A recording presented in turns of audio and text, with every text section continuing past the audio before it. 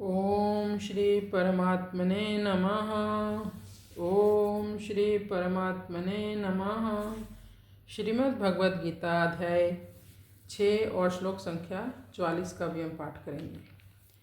पूर्व अभ्यासेन तेनैव ह्रियते ह्यवशो अपि सः जिज्ञासुरपि योगस्य शब्द ब्रह्म अतिवर्तते। पूर्व अभ्यासेन तेनैव ह्रियते ह्यवशो अपि सः जिज्ञासुरपि योगस्य शब्द ब्रह्म अतिवर्तते। क्योंकि योगी ने पिछले जन्म में अभ्यास किया योग का, तो उस अभ्यास के कारण ह्रियते ना चाहते हुए भी वह भगवान की ओर आकर्षित हो जाता है। ह्यवशो अपि, अपने आप ही भगवान की ओर उसकी रुचि हो जाती है। इतने अच्छे घर में जन्म हुआ, संस्कारी घर में जन्म हुआ, अचानक ही वह भगवान की ओर चल पड़ता है, क्योंकि उसको पिछले कई जन्मों की याद है कि मैं योग भ्रष्ट होकर बार बार जन्म ले रहा हूँ, तो इस बार मुझे अपनी मुक्ति करवानी है। तो वो कहीं भी फंसता नहीं, सीधा भगवान की ओर चल पड़ता है। जिज्ञासु अपि योगस्य शब्द ब्रह्म अतिवर्तते। जिज्ञासु होने के बावजूद वह कर्म कांड में रुचि नहीं लेता। वेदों की जो अलंकारिक भाषा है, जो वेदों के पुष्पित वचन हैं, ये करने से ये मिलेगा, ये करने से ये सिद्धि मिलेगी, ऐसा करने से स्वर्ग जाओगे, इनसे वह आकृष्ट नहीं होता। वह भगवत भक्ति और योग में रुचि रखता है। साधक यदि आरंभ में समता को प्राप्त ना भी कर सके तो भी उसको अपनी रुचि या उद्देश्य समता प्राप्ति का ही रखना चाहिए। जैसा कि गोस्वामी तुलसीदास जी कहते हैं, मति अति नीच ऊंची रुचि आछी, चाहिए अमीय जग जुरई न छाछी। श्री राम जय जय राम। इसका तात्पर्य है कि साधक चाहे जैसा हो, पर उसकी रुचि या उद्देश्य सदा ही उच्च होने चाहिए।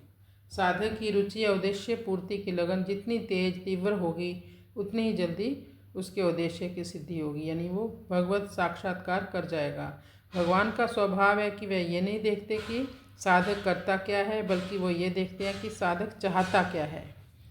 रीझत राम जानी जन जी की, रहती न प्रभु चित चूक किए की।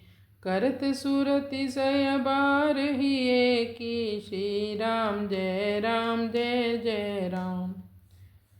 इसका मैं एक आपको छोटी सी कहानी सुनाती हूँ। एक प्रज्ञाचक्षु, मतलब जिसको आंखों से दिखाई नहीं देता था, वो संत रोज मंदिर में भगवत विग्रह का दर्शन करने जाया करते थे।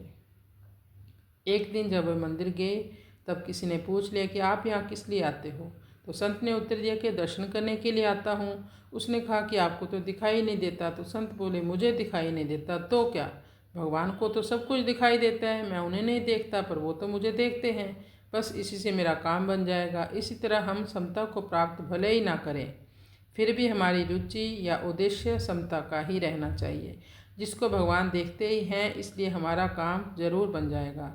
सांसारिक पुण्य तो पाप की अपेक्षा से हैं, पर भगवान के संबंध सत्संग भजन आदि से होने वाला पुण्य विलक्षण है, योग्यता सामर्थ्य विलक्षण है। इसलिए सांसारिक पुण्य मनुष्य को भगवान में नहीं लगाता, पर भगवत संबंधी पुण्य मनुष्य को भगवान में ही लगाते हैं। भगवत संबंधी क्या है?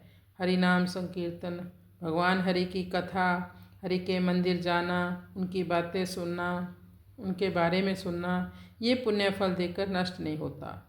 संसारिक कामनाओं का त्याग करना और भगवान की तरफ चल पड़ना, दोनों ही भगवत संबंधी पुण्य हैं। जैसे पूर्व अभ्यासेन तेनैव, इसका अर्थ हम और जानते हैं। वर्तमान जन्म में सत्संग, इस जन्म में जो हमने सत्संग सत्चर्चा आदि ना होने पर भी, जो योग भ्रष्ट है उनके लिए बोला, ना होने पर भी केवल पूर्व अभ्यास के कारण वह परमात्मा में लग जाता है। कई बार आपने कहते सुना होगा, इसके कितने जन्मों के पुण्य थे जो इसने मंदिर बना दिया, ये इतना बड़ा संत बन गया।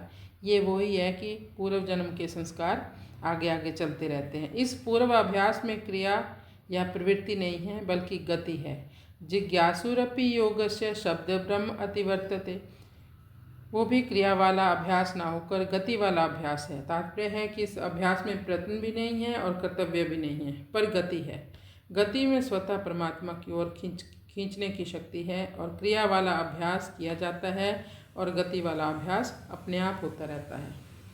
कृष्णाय वासुदेवाय।